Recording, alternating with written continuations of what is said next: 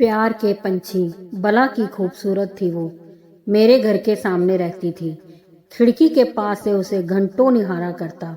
घर वालों के नाम पर कोई ना था। जब से होश संभाला, मामा मामी ही माता पिता की जगह मिले। उन्होंने ही बताया कि सड़क दुर्घटना में मेरे माता पिता चल बसे थे और मैं कार सीटर में बंधा होने के कारण बच गया। ईश्वर की मुझ पर खासी कृपा थी। मामा जी के घर कोई लाल पैदा ही नहीं हुआ तो मैं ही सबका लाडला बना रहा, बल्कि दोनों परिवारों की संपत्ति का इकलौता वारिस मैं ही था। ऊपर से इतनी खूबसूरत पड़ोसन, मेरा दिल बलियों उछलता। कई बार उससे बात करने की कोशिश भी की, पर वो नाक पर मक्खी तक न बैठने देती। खैर, लड़कियां टीनेज में खामोश सी हो जाती हैं, यही सोचकर मैंने खुद को समझा लिया था। एंटर की परीक्षा देकर आगे की पढ़ाई के लिए सेट के रिजल्ट का इंतजार कर रहा था कि उन्हीं दिनों उसके 10वीं की बोर्ड परीक्षा का प्रवेश पत्र आया। सेंटर मेरे स्कूल में पड़ा था। यह बात उसके पिता ने ही बताई और कहा कि मैं और आंटी जॉब के लिए जाते हैं, तुम ही आयशा को सेंटर पर छोड़ आना। मैंने उस दिन उसका नाम जाना था। इतना प्यारा नाम, आयशा। हाँ, वही तो मेरा आशिया सजाने वाली थी। अब एक नया काम मेरे हिस्से आ गया।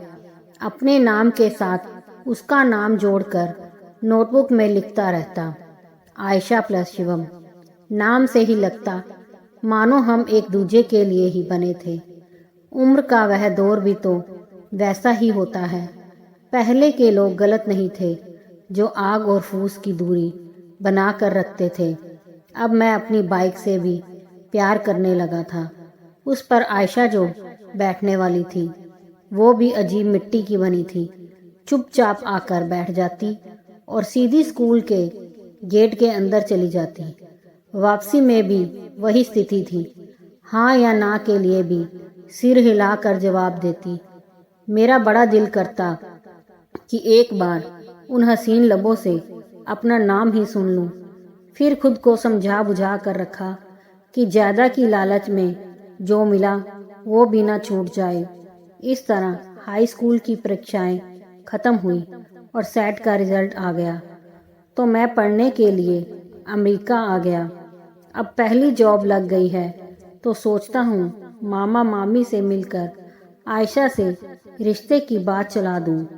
आखिर उसके पिता ने मुझ में कुछ देखकर ही तो भरोसा किया था, तो उम्र भर की जिम्मेदारी भी दे ही सकते हैं। ईश्वर ने साथ दिया तो साथ लेकर ही लौटूंगा। मैंने जब ये सारी पिछली बातें मायरा, जो कि अमेरिकन मित्र है, उसे बताया तो वह काफी रोमांचित हो गई।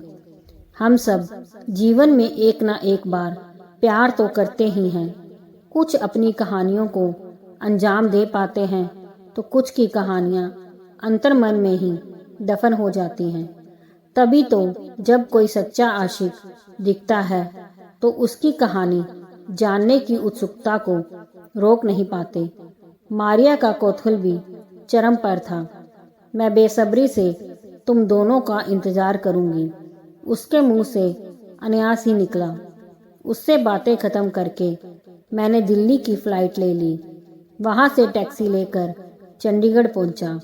तुम आ गए बेटा, आयशा के पिता घर के बाहर ही खड़े मिल गए। उन्होंने बढ़कर गले लगा लिया, जैसे पहले से ही राह देख रहे हों। शायद मामा जी ने बता दिया होगा। घर में घुसते ही मामी ने सारी राम कहानी कह सुनाई। दहेज के लालचियों के हाथ पड़ गई थी। पता नहीं कैसे उसके पड़ोसियों ने पिता को फोन कर दिया और ऐन वक्त पर ना पहुंचे होते तो जाने क्या हो जाता। चलो, बेचारी की जान बच गई। तब से यहीं रहती है।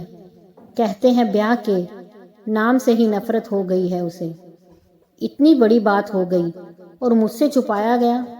शायद मेरी पढ़ाई में बाधा ना पड़े, यही सोचा होगा।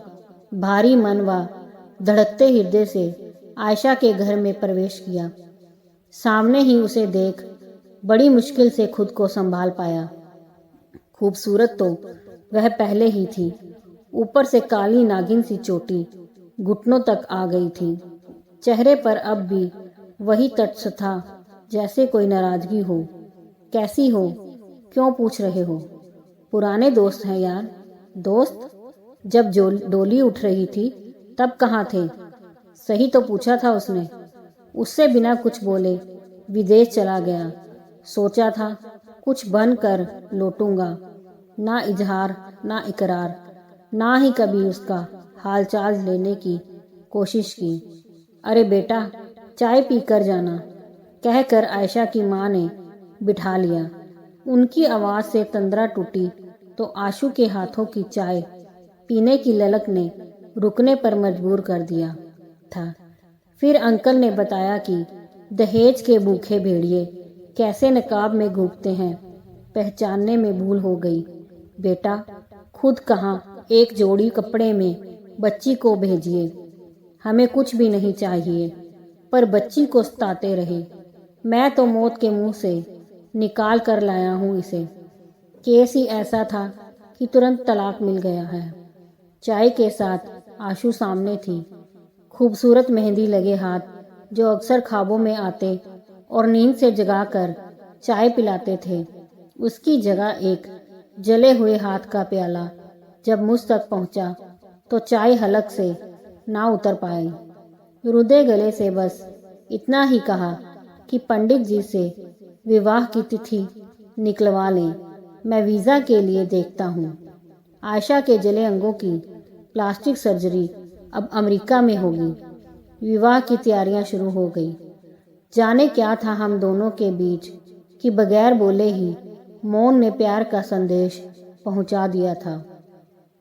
मेरे शब्दों की गंभीरता ने आशा के पिता को यह भान करा दिया था कि जो दुख उन्होंने अपनी बेटी के नसीब में लिखा था उसे हरने उसका मसीहा आ चुका है। खिड़की फिर से गुलजार हो गई थी। अब एक मधुरता आशा के लावण्य को और बढ़ा रही थी। मैं उसकी खूबसूरती में फिर से खो जाना चाहता था, पर काम बहुत थे। शादी, सर्टिफिकेट, वीज़ा वगैरह सब निपटा कर मैंने मारिया को फ़ोन किया और यह सारा वृतांत जब कह सुनाया तो खुशी के मारे वह रो पड़ी। मेरी प्रेम कहानी के पूरी हो जाने की खुशी उसकी आवाज़ से 7 समंदर पार तक आ रही थी। प्यार के पंछी जो मिल गए थे, हमारे घोंसले को संवारने की जिम्मेदारी उसने स्वयं ही ले ली और स्वागत की तैयारियों में जुट गई। आखिर एक कुंवारे घर को नवयुगल के सपनों का संसार जो बनाना था। दोस्तों, अगर कहानी पसंद आई हो तो लाइक, सब्सक्राइब, शेयर जरूर कीजिए।